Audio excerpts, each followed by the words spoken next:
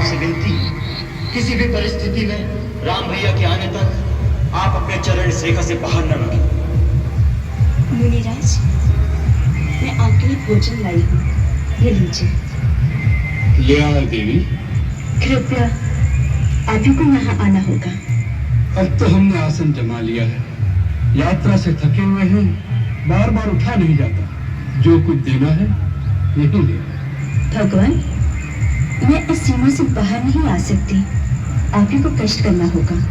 देवी, तुमको यारी तुमने नहीं लगती। द्वार पर आया हुआ अतिथि भगवान का रूप होता है और तुम हमारा तिरस्कार कर रही हो। नहीं अतिथि देवता, मेरे वहां न आने का कारण आपका तिरस्कार करना नहीं, वास्तव में मेरे देवर मेरी सुरक्षा के लिए एक सीमा की रेखा खींच गए हैं और अपनी शपथ देकर कह गए हैं मर्यादा की सीमा को त्याग कर बाहर न जाना, इसलिए मैं बाहर नहीं आ सकती। कृपा करके अपनी बात का बुरा न माने। बस, बहुत हो चुका। तुम बार बार हमारा तिरस्कार कर रही हो। पहले हमें कुटिया के अंदर आने से रोक दिया और अब दूर से खाना दे रही हो, जैसे हम कोई पशु पक्षी हो। ऐसा व्यवहार नीच जाति के लोगों से किया जाता है। कोई संत महात्मा द्वार पर आ जाए तो बड़े आदर से स्वयं उसके पास जाकर उसके चरण छूकर भिक्षा दी जाती है। ठीक है, हम तुम्हारे द्वार से भूखे ही चले जाएंगे, लेकिन इस अपमान के बदले हम तुम्हें श्राप देंगे। नहीं मुनिराज, मुझ पर दया कीजिए। हम त्रिकालदर्शी हैं, मूर्ख स्त्री, हम सब देख रहे हैं। तुम्हारा पति इस समय एक स्वर्ण मृग का शिकार करने वन में भागा भागा फिर रहा है। वह स्वर्ण मृग अपने सींग से तुम्हारे पति को एक बार आहत कर चुका है, फिर भी तुम्हारा पति उसके पीछे भाग रहा है।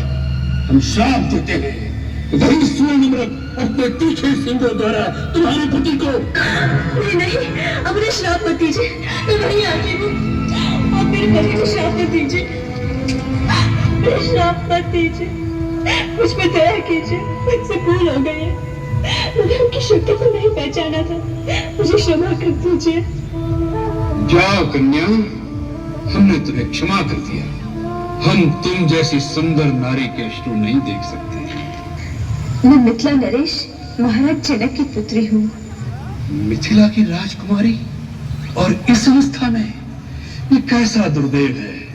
और ऐसे नारी रत्न को तो किसी त्रिलोकी के राजा की पत्नी होना चाहिए था। मेरे लिए तो मेरे पति ही त्रिलोकी के राजा है, उनसे बढ़कर और कोई हो सकता है क्या? अवश्य हो सकता है। हम तुम्हें बताते हैं। सीते, जिसके नाम से देवता, नाग, किन्नर, असुर, राक्षस अर्थात संसार के संपूर्ण प्राणी थर्रा उठते हैं, तुम तो उस लंकाधिपति रावण की पत्नी होने योग्य हो। ऐसे पाप पूर्ण वचन कहते हुए तुम्हें लज्जा नहीं आती? कोई महात्मा के वेश में तुम एक दुरात्मा हो। कौन हो तुम? तुम्हारा दास, वही लंकेश्वर रावण। धूर्त, तुम इसी समय यहाँ से चले जाओ, नहीं तो मेरे पति एक ही बार में तुम्हें तुम्हारी लंका सहित जला के भस्म कर देगी। तुम जिस पति का मान करती हो, वह तो धरती पर रेंगने वाला एक मानव मात्र है। हम जिन राक्षसों के राजा हैं, वह तो इन मानवों को फल मूल की भांति अपना आहार समझते हैं। तुम हम लोगों की शक्ति को नहीं जानती। जानती हूँ, तुम्हारा अंत समय आ गया है।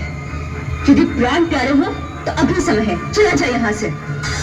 तुम्हारा ऐसा अपमान करने का साहस आज तक किसी ने नहीं किया। इसका परिणाम जानती हो? और एक पतिव्रता सती की ओर ऐसे कुदृष्टि डालने की मूर्खता भी किसी ने नहीं की होगी।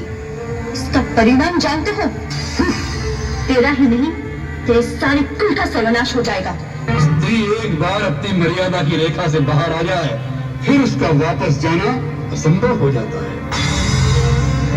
सीते, अब तुम्हें रावण के हाथों कोई नहीं बचा सकता, इसलिए चुपचाप अपनी सम्मति से मेरे साथ चलो। लक्ष्मण, भैया लक्ष्मण। पुकार ले, आओ पुकार। लक्ष्मण! इस समय वो हमने बहुत दूर है, तुम्हारी पुकार अब तक नहीं पहुंच सकती। सीते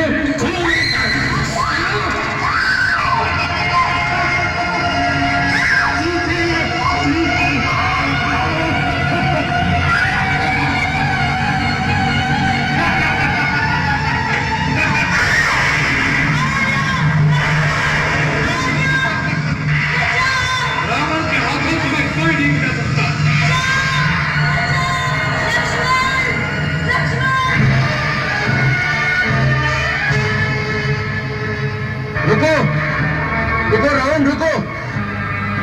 सीते, सीते बाहर आओ सीते। इस पापी रावण से मेरी रक्षा कीजिए। तुम चिंता न करो पुत्री, मेरे जीते जी ये तुम्हें नहीं ले जा सकता।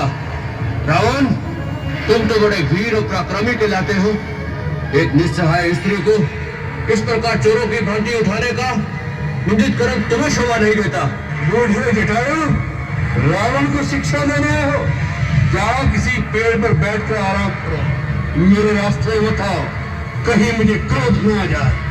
काकी, मैं बूढ़ा अवश्य हूँ, परंतु अब भी तुम जैसे अभिमानियों का मान भंग कर सकता हूँ। सीता मेरी पुत्र वधु समान है, मैं अपने प्राण देकर भी इसकी रक्षा करूंगा। आज तुम मेरे पंजों से मारा जाएगा।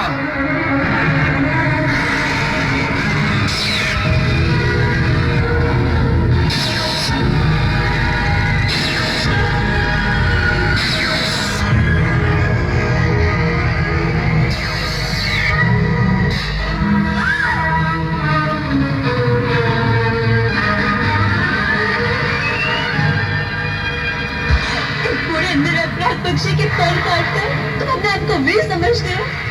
तुम्हें उन्हें जाननी चाहिए।